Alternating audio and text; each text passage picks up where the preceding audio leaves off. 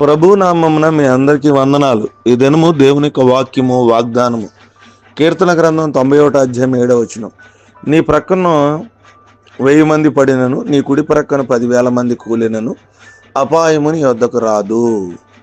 క్రీస్తునందు ప్రియమైన దేవుని బిడ్డలారా, దేవుని యొక్క వాక్యం ఈ ఉదయకాల సమయంలో ఎంతో స్పష్టంగా తన ఆరాధించే బిడ్డల మీద, తన నమ్ముకున్న బిడ్డల మీద, తన యందు విశ్వాసం కలిగినటువంటి తన పిల్లలైనటువంటి వారితో తండ్రి అయినటువంటి దేవుడు చాలా స్పష్టంగా మాట్లాడుతున్నాడు.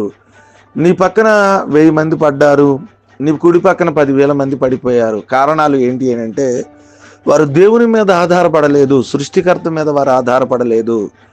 వారు నిజమైనటువంటి దేవుని యందు విశ్వాసం కలిగి వారు జీవించలేదు. కాబట్టి వారి జీవితాల్లో వారి శక్తినో, వారి బలాన్నో, వారి ధనాన్నో, వారికి ఉన్నటువంటి పరిస్థితులను వారు నమ్ముకుని వారు ముందుకు ప్రయాణం అవుతున్నప్పుడు వారు పడిపోయారు. రోగం బట్టో, అనారోగ్యాన్ని బట్టో, ఆర్థిక పరిస్థితులు బట్టో, అపాయాలను బట్టో వారు పడిపోయారు. వారు పడిపోయారని చెప్పి నువ్వు భయపడాల్సినటువంటి అవసరం వద్దు. ఎందుకంటే వారు పడడానికి దేవుని మీద ఆధారపడలేదు కాబట్టి వారు పడిపోయారు. అపాయము నీ వద్దకు రాదు. ఎందుకు రాదంటే, నువ్వు పడిపోవు. ఈ యొక్క పరిస్థితుల్లో దేవుడు నీకు తోడుగా ఉంటాడు. వారికి దేవుడు లేడు, వారు దేవుని నమ్మలేదు, వారు దేవుని యందు విశ్వాసం ఉంచలేదు కాబట్టి వారు పడిపోయారు. నువ్వు నన్ను ఆరాధిస్తున్నావు, నా యందు విశ్వాసం కలిగి ఉన్నావు, అపాయము నీ వద్దకు రాదు అని దేవునికి వాక్యం సెలవు.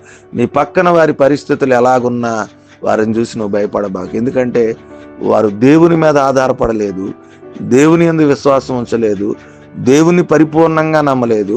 పైకి భక్తి గల వారై ఉండొచ్చు, కానీ ఆయన అన్నాడు అపాయము నీ యొద్దకు రాదు. ఎందుకంటే నువ్వు నమ్మకం కలిగి ఉన్నావు, విశ్వాసం కలిగి ఉన్నావు, నువ్వు దేవుని మీద ఆధారపడి కలిగి ఉన్నావని.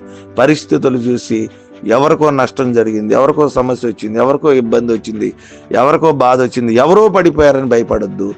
వారికి దేవుడు లేడు, నీకు దేవుడు ఉన్నాడు. ప్రియమైన దేవుని బిడ్డలారా, ఈరోజు పడిపోతారన్న భయం కలిగిన ప్రతి వ్యక్తిని దేవుడు బలపరిచి నేను నడిపిస్తానన్నాడు. ధైర్యంగా ముందుకెళదాం. ఎవరన్నా పడొచ్చు కానీ నువ్వు పడవు, ఎందుకంటే నువ్వు దేవుని మీద ఆధారపడి ఉన్నావు కాబట్టి. అట్టి కృప దేవుడు మనందరికీ అనుగ్రహించునుగాక. ఈ కొద్ది మాటలు మన వెనుకలో దేవుడు ఫలించి ఆశీర్వదించునుగాక. ఆమేన్. తల ఉంచుకుందాం, కళ్ళు మూసుకుందాం. మా ఉన్నతుడా మీకు స్తోత్రాలు, మహాపరిశుద్ధుడా మీకు వందనాలు. రాత్రంతా జ్ఞాపకం చేసుకున్నారు, వాక్యపు వెలుగులోంచి మమ్మల్ని దర్శించారు. మీ స్తోత్రాలు నైనా.